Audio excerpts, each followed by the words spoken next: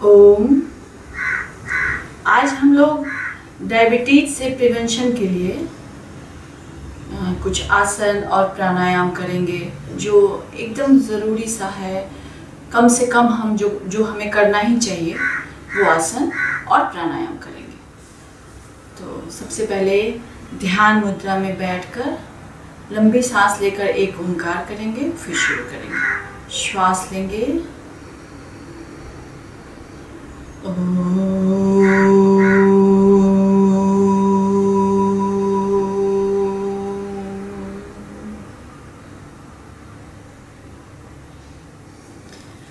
हम करेंगे मंडूकासन।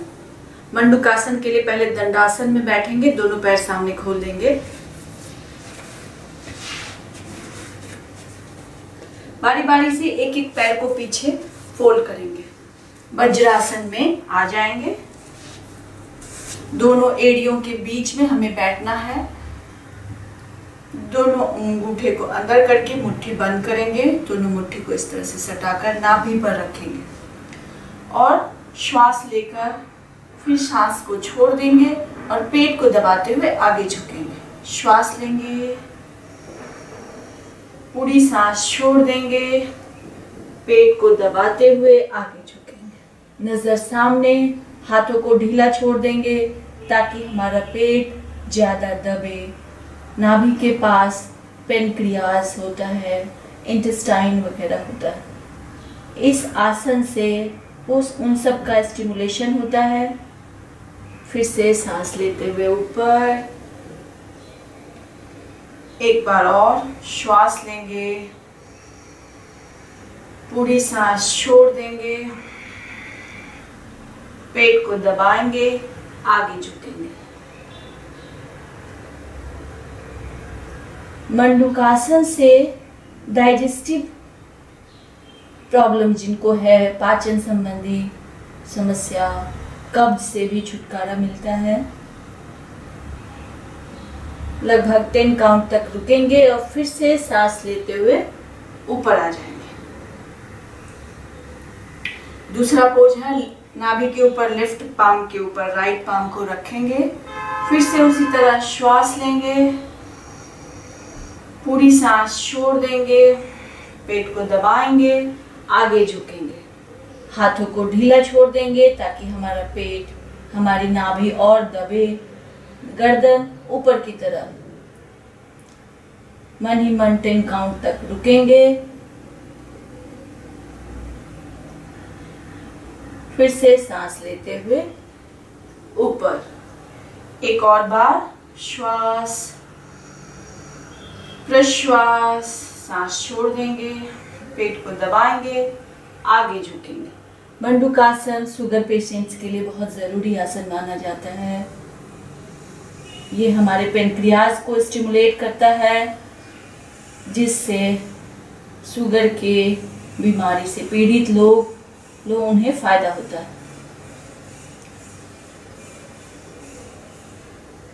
सांस लेते हुए ऊपर। अगला आसन है शशकासन। शशकासन करने से ब्रेन में ब्लड का फ्लो अच्छा रहता है। हमारे कंसंट्रेशन के लिए, मेमोरी पावर के लिए ये आसन अच्छा माना जाता है। और फुल रिलैक्सेशन के लिए, माइंड को जो है शांति मिले और रिलैक्स हो, इसके लिए आसन हम करते हैं। श्वास लेते हुए ऊपर, सांस छोड़ते हुए आगे झुकेंगे। हथेली, कोहनी, माथा जमीन पर टिकाएंगे। फुल रिलैक्सेशन, फुल सरेंडर के पोज में हम आ जाएंगे।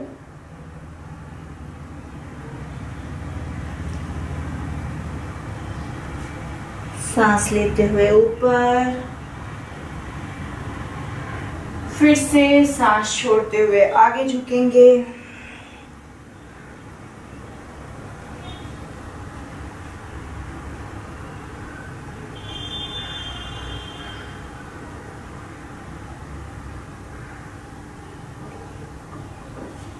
सांस लेते हुए ऊपर।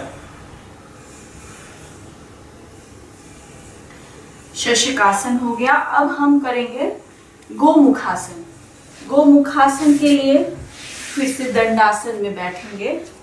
राइट पैर को लेफ्ट सीट के नीचे और लेफ्ट को राइट के ऊपर,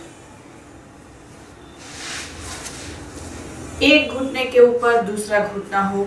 जो पैर हमने ऊपर रखा है वो हाथ ऊपर जाएगा, पीछे ले जाएंगे, दूसरे हाथ को भी पीछे ले जाएंगे और पीछे से दोनों हथेलियों को एक दूसरे को से पकड़ेंगे और अपोजिट डायरेक्शन में स्ट्रेच करेंगे। इस आसन से जिन्हें फ्रोजन शोल्डर का प्रॉब्लम है उसमें भी फायदा होगा। फिर धीरे धीरे पोजीशन से बाहर आएंगे, पैरों को फिर सीधा करेंगे। फिर इसी तरह दूसरे पैर से करना। हाथ को हमने पीछे से कैसे लॉक किया है उसको देखने के लिए हम पीछे से करते हैं। लेफ्ट पैर को राइट सीट के नीचे रखा, राइट पैर को लेफ्ट पैर के ऊपर, जो पैर ऊपर वो हाथ ऊपर, दूसरा हाथ पीछे, हाथों को अपोजिट डायरेक्शन में खींचेंगे। 1 2 3 4 5। रिलैक्स। धीरे धीरे पोजीशन से बाहर आएंगे।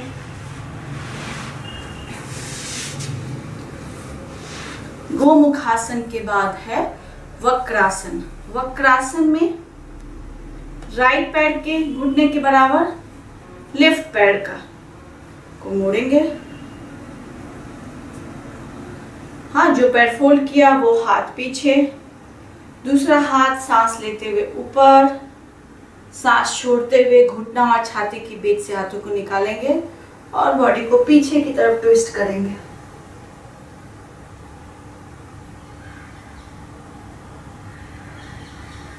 फिर से सांस लेते हुए पोजीशन से बाहर आएंगे।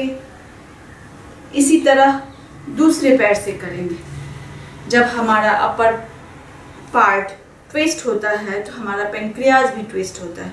इसी तरह राइट पैर को फोल्ड करेंगे लेफ्ट घुटने के बराबर और जो पैर मुड़ा है वो हाथ पीछे बॉडी को सपोर्ट के लिए, दूसरे हाथ को ऊपर करेंगे। सांस लेते हुए, सांस छोड़ते हुए घुटना और छाती के बीच से हाथ को निकालेंगे। दूसरे पैर के घुटने को पकड़ने की कोशिश करें। बॉडी को पीछे की तरफ ट्विस्ट करेंगे जितना हम ट्विस्ट कर सकते हैं।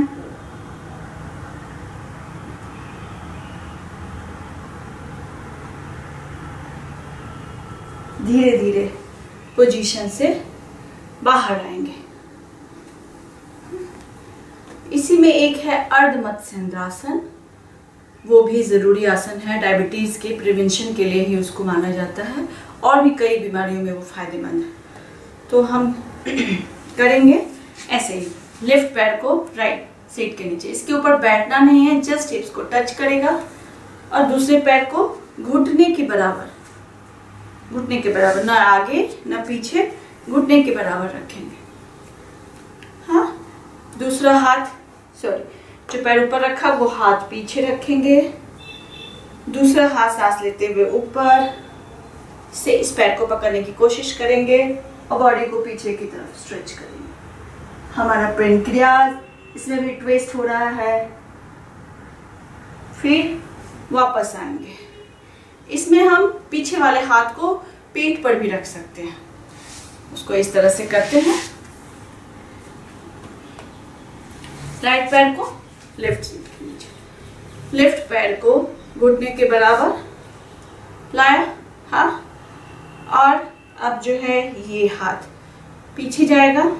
हम यहाँ भी रख सकते हैं, हम पीठ के पीछे भी रख सकते हैं। अब राइट हैंड को ऊपर उठाएंगे सांस लेते हुए, सांस छोड़ते हुए घुटने को पकड़ने की कोशिश करेंगे, बॉडी को पीछे की तरफ से।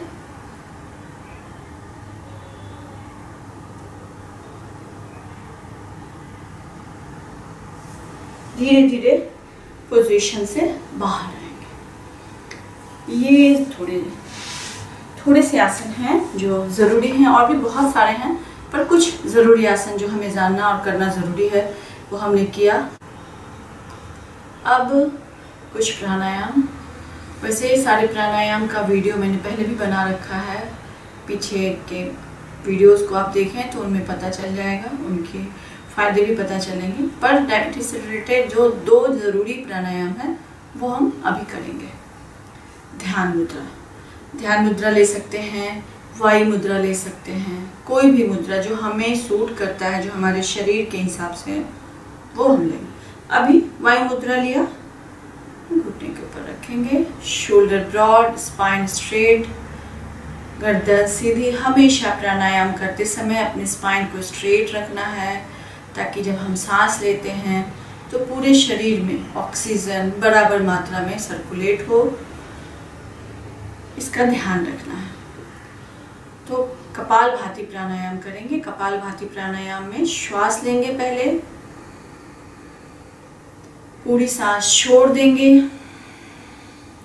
अब सांस को झटके से छोड़ते जाना, सिर्फ सांस को छोड़ने पे हमें ध्यान देना है। जितना सांस हमारे अंदर जाना चाहिए वो इस दौरान अपने आप जाएगा, तो हमें सिर्फ सांस को छोड़ने पे कंसंट्रेट करना है। जितने झटके से हम सांस को छोड़ेंगे हमारा पेट उतनी तेजी से अंदर जाएगा। तो हम कपालभाति प्राणायाम करेंगे। कपालभाति प्राणायाम के लिए थोड़ा सा है कि कुछ लोग को नहीं करना चाहिए, जैसे जिनके पेट का या हार्ट का ऑपरेशन हुआ हो, हर्निया का ऑपरेशन हुआ हो, उन्हें लगभग 6 महीने तक नहीं करना चाहिए, उसके बाद कर सकते हैं। और कि पीरियड्स में हो, कोई प्रेग्नेंट लेडी हो, तो इन्हें भी नहीं करना चाहिए। बाकी लोग कर सकते हैं। हाई बीपी वालों को थोड़ा सा स्पीड कम रखना चाहिए, बाकी नॉर्मल हेल्थ वाले लोग कर सकते हैं, किसी भी स्पीड में कर सकते हैं, लेकिन हाई बीपी वालों को थोड़ा सा स्पीड कम, ताकि थकान ना हो, इस चीज़ का ध्यान रखें। चलिए शुरू करते हैं। श्वास, प्रश्वास। अब सांस को झटके से छोड़ते जाएंगे।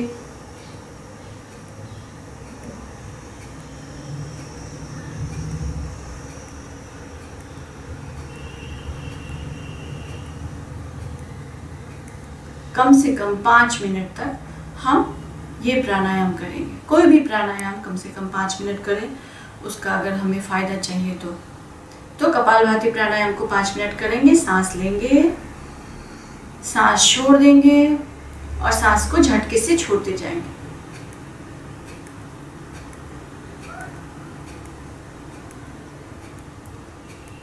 जो लोग नए हैं, पहली बार प्राणायाम किया है, कपालभाति करने पे उनके बैक में थोड़ा सा दर्द हो सकता है, क्योंकि हमारे शरीर को आदत नहीं है इस झटके की। तो लेकिन अगर 1 हफ्ते तक वो कंटिन्यूअसली करते रहें तो वो दर्द भी नहीं रहेगा। थक जाएं तो रुक के फिर से नॉर्मल ब्रीथ करेंगे और फिर कंटिन्यू करेंगे, पर करना है कम से कम 5 मिनट। ये हो गया कपालभाति प्राणायाम। दूसरा है अनुलोम विलोम प्राणायाम। वायु मुद्रा, राइट हैंड से राइट नोस्ट्रिल को बंद करेंगे, लेफ्ट से सांस लेते हुए शुरू करेंगे अनुलोम विलोम प्राणायाम। शोल्डर ब्रॉड, स्पाइन स्ट्रेट, गर्दन सीधी, आंखें बंद। अपने सांसों की गति पर ध्यान रखेंगे। लेफ्ट से सांस लेंगे, राइट से छोड़ देंगे सांसों को, फिर से राइट से लेंगे, लेफ्ट से छोड़ देंगे सांस को, फिर से लेफ्ट से, राइट से सांस छोड़ देंगे, फिर राइट से लेकर